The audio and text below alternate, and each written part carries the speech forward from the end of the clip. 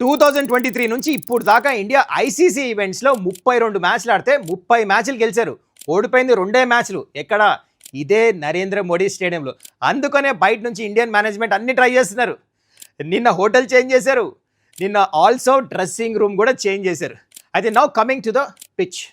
Pitch number 3 red and black soil mixed పిచ్లో ఆడుతున్నాం. This is a batting beauty. Average score 200 రాసుకోండి. అయితే all important high pressure ఫైనల్కి toss గెలిస్తే India first batting చేయాలా, second batting చేయాలా? ఇంట్రెస్టింగ్ ఫ్యాక్ట్ చెప్తా మీకు. 2014 నుంచి winning captains T20 world cup ఫైనల్లో అందరూ సెకండ్ బ్యాటింగ్ చేశారు. డే నైట్ మ్యాచెస్లో అన్ని మ్యాచెస్ సెకండ్ బ్యాటింగ్ టీమ్సే గెలిచినాయి except one match, last T20 world cup final.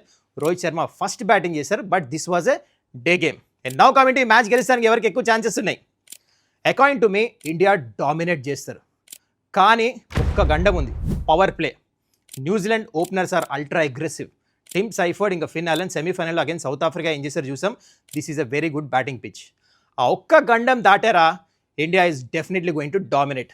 మరి నిన్న ప్రెస్ కాన్ఫరెన్స్లో న్యూజిలాండ్ కెప్టెన్ వచ్చి we don't mind breaking few hearts అన్నాడు. మరి అది జరుగుతుందా, లేకపోతే ఇండియా విల్ రీరైట్ హిస్టరీయా?